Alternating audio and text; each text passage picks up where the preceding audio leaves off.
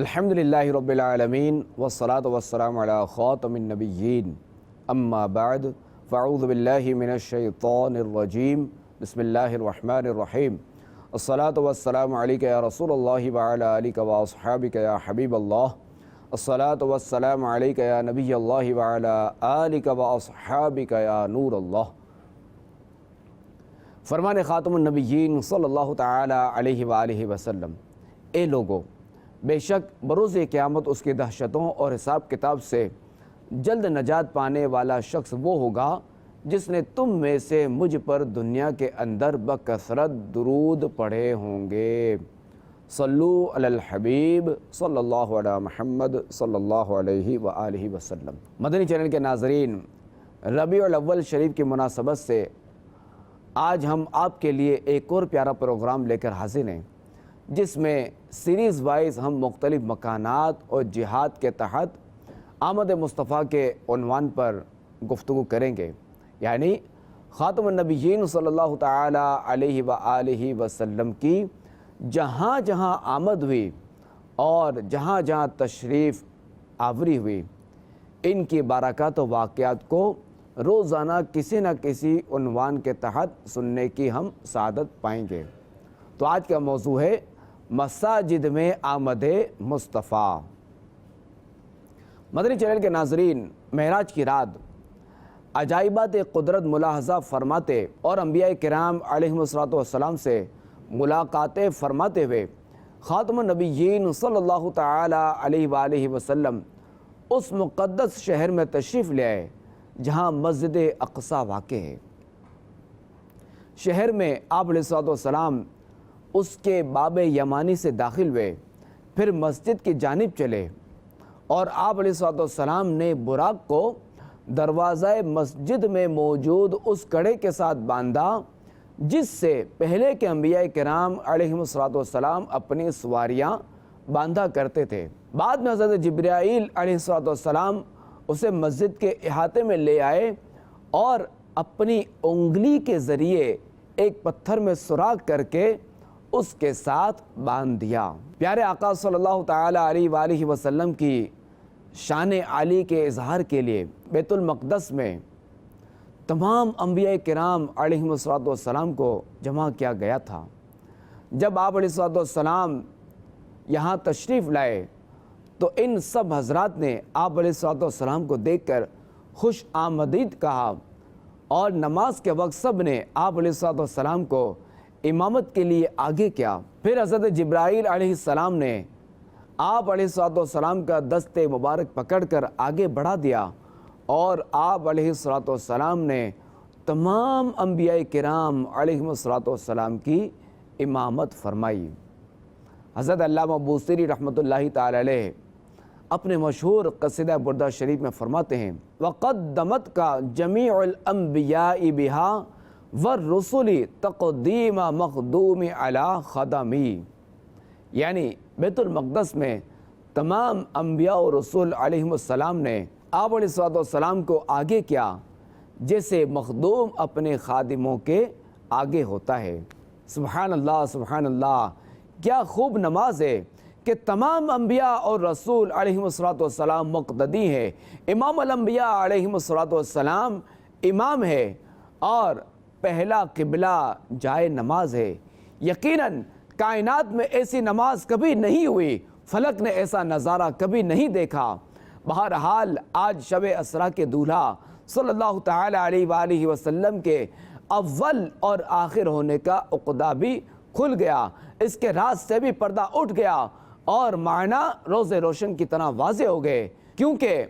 آج آپ علیہ السلام جو کہ سب سے آخری نبی ہیں، پہلے کے انبیاء اور رسولوں کی امامت فرما رہے ہیں۔ اسی راز کو بیان کرتے ہوئے سید اعلیٰ حضرت امام اہل سنت مولانا شاہ امام احمد رضا خان علیہ رحمت الرحمن فرماتے ہیں، نماز اقصیٰ میں تھا یہی سر یا معنی یا اول آخر، کہ دست بستہ ہیں پیچھے حاضر، جو سلطنت آگے کر گئے تھے۔ بیت المقدس کی نورانی اور رحمت بھری فضاؤں میں بعض انبیاء کرام علیہم السلام نے خطبے بھی دیے، جس میں اللہ کریم کے حمد اور اپنے اوپر اس کی بے پایاں رحمتوں اور نعمتوں کا تذکرہ فرمایا۔ چنانچہ سب سے پہلے حضرت ابراہیم علیہ السلام نے کہا، الحمدللہ الذی اتخذ ابراہیم خلیلا واعطانی ملکا عظیما وجعلنی امتا قانتا للہ یؤتم بی وانقذنی من النار وجعلها علی بردا وسلاما۔ یعنی تمام تعریف اللہ تعالیٰ کے لیے جس نے مجھے خلیل بنایا، مجھے عظیم بادشاہت عطا فرمائی، مجھے امام اور اپنا فرما بردار بندہ بنایا، میری اقتداء و پیروی کی جاتی ہے، مجھے آگ سے نجات عطا فرمائی اور اسے مجھ پر ٹھنڈی اور سلامتی والی کر دیا۔ پھر حضرت موسیٰ علیہ نبینا علیہ السلام کہنے لگے، الحمدللہ الذی کلمنی تکلیما واصطفانی برسالتہ وکلماتہ وقربنی الیہ نجیا وانزل علی التوراۃ وجعل ہلاک آل فرعون علی یدی ونجا بنی اسرائیل علی یدی۔ یعنی تمام تعریف اللہ کے لیے جس نے مجھ سے کلام فرمایا، مجھے اپنی رسالت اور کلمات کے لیے منتخب فرمایا، مجھے راز کہنے کو قریب کیا، مجھ پر تورات نازل فرمائی، میرے ہاتھ پر فرعون کو ہلاک کیا اور میرے ہی ہاتھ پر بنی اسرائیل کو نجات عطا فرمائی۔ پھر ان کے بعد حضرت داؤد علیہ نبینا علیہ السلام نے کہا، الحمدللہ الذی حولنی ملکا وانزل علی الزبور وَأَلَانَ الْحَدِيدَ وَسَخَّرَ لِيَ الطَّيْرَ وَالْجِبَالَ وَأَتَانِ الْحِكْمَةَ وَفَصَلَ الْخِطَابَ۔ یعنی تمام تعریف اللہ کے لیے جس نے مجھے بادشاہت عطا فرمائی، مجھ پر زبور نازل فرمائی، لوہے کو میرے لیے نرم فرما دیا، میرے لیے پرندوں اور پہاڑوں کو مسخر کر دیا، مجھے حکمت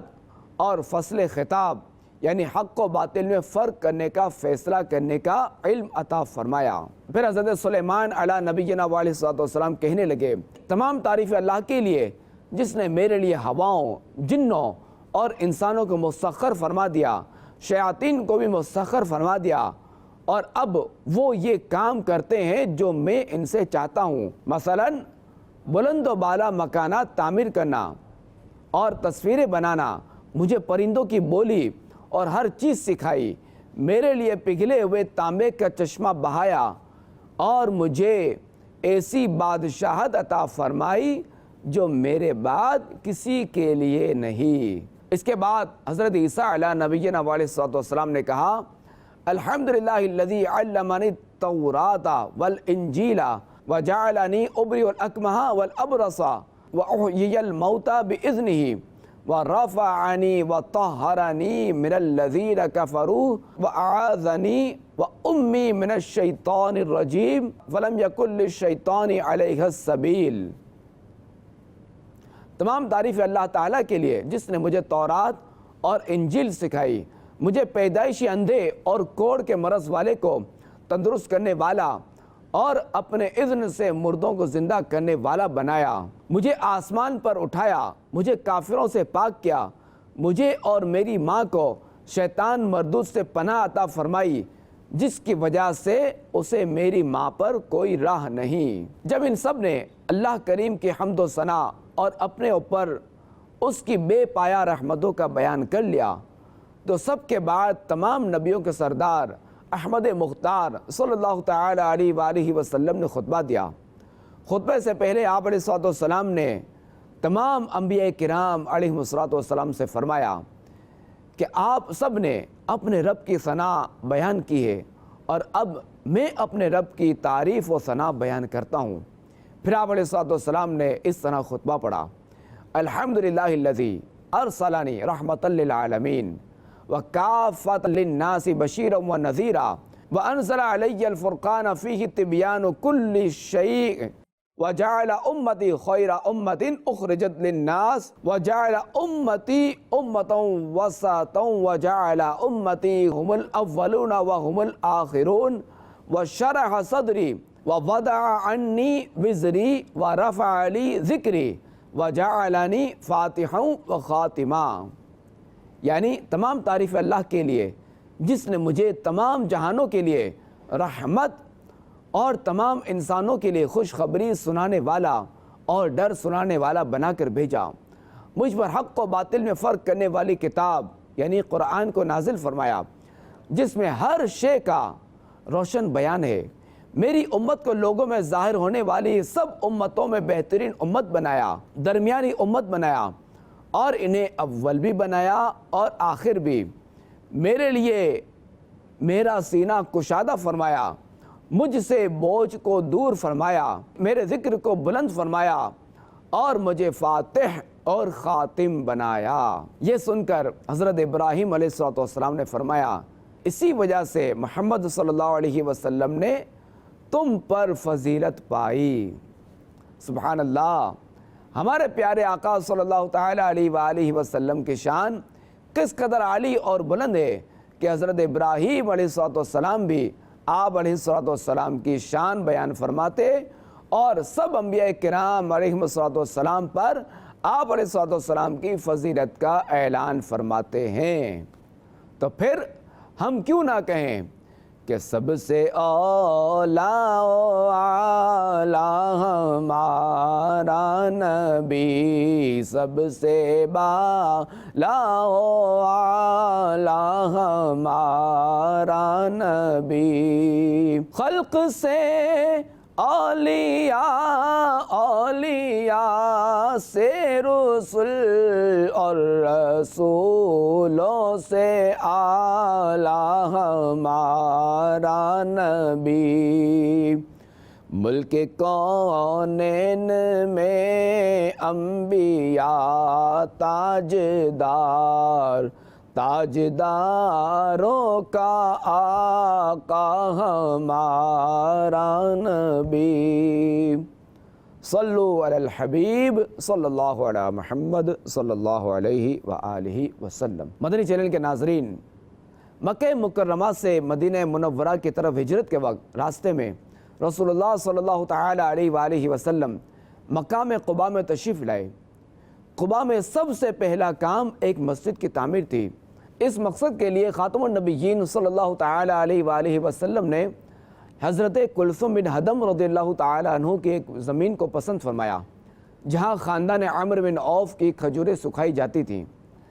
اس جگہ آپ علیہ السلام نے اپنے مبارک ہاتھوں سے ایک مسجد کی بنیاد ڈالی۔ یہی وہ مسجد ہے جو آج بھی مسجد قباء کے نام سے مشہور ہے اور جس کی شان میں قرآن کریم کی یہ آیت نازل ہوئی، لَمَسْجِدٌ أُسِّسَ عَلَى التَّقْوَى مِنْ أَوَّلِ يَوْمٍ أَحَقُّ أَن تَقُومَ فِيهِ رِجَالٌ يُحِبُّونَ أَن يَتَطَهَّرُوا۔ ترجمہ کنز ایمان، بے شک وہ مسجد کہ پہلے ہی دن جس کی بنیاد پرہیزگاری پر رکھی گئی ہے،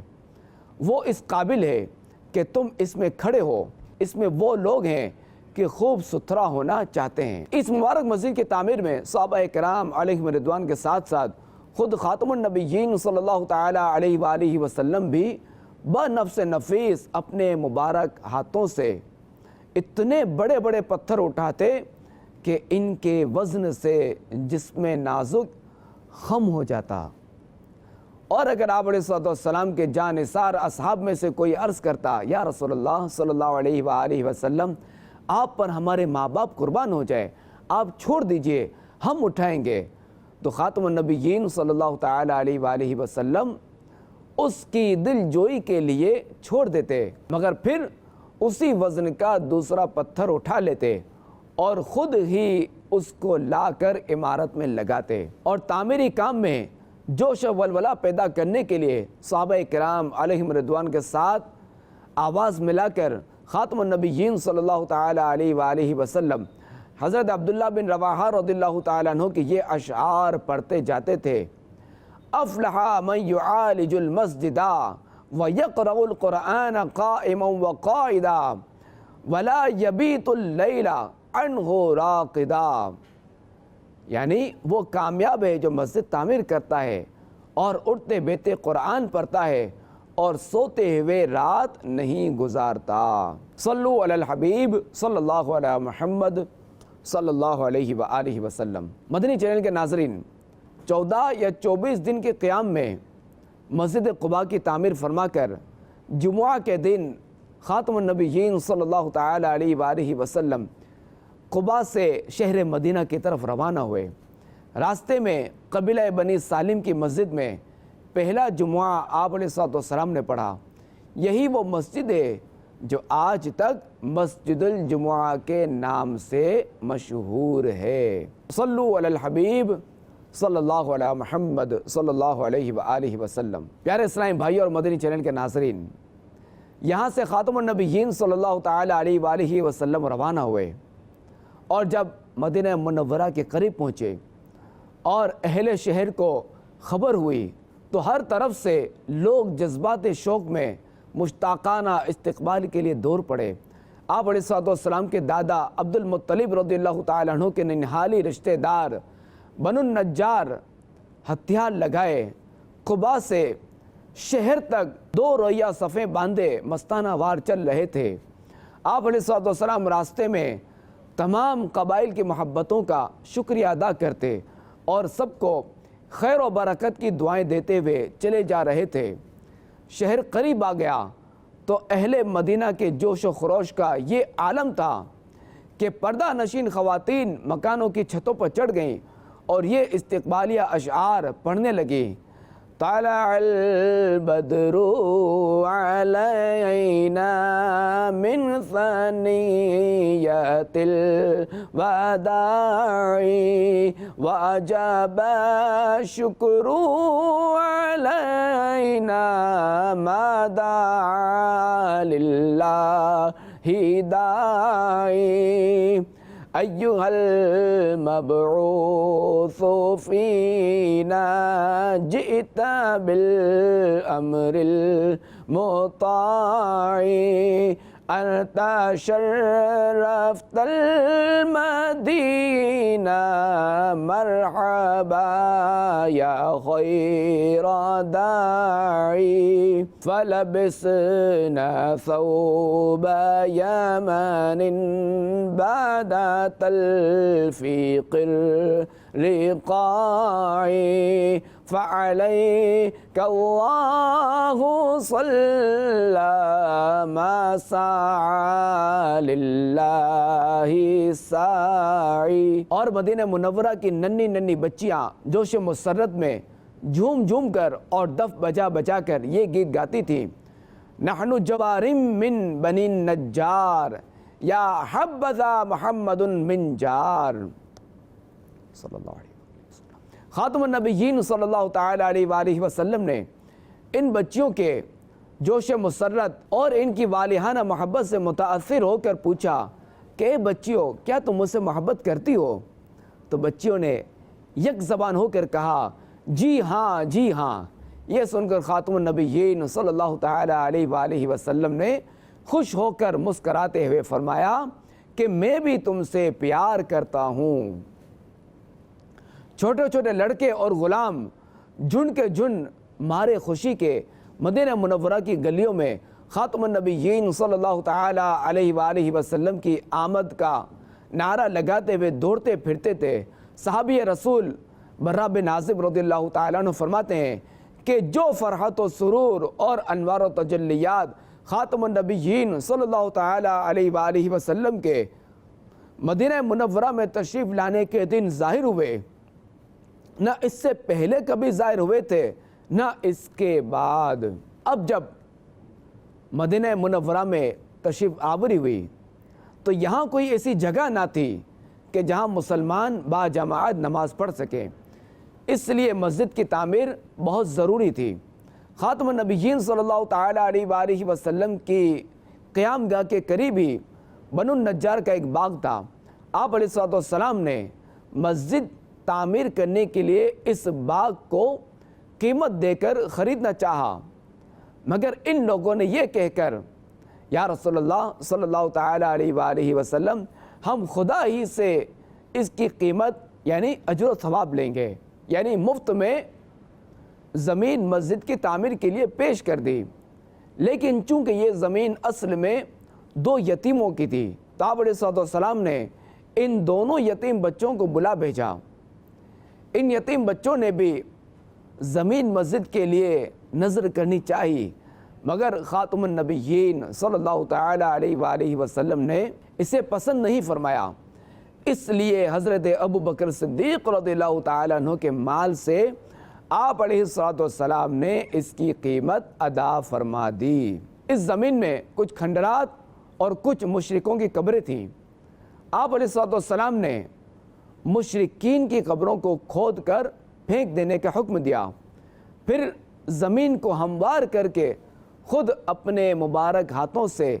مسجد کی بنیاد ڈالی اور کچی اینٹوں کی دیوار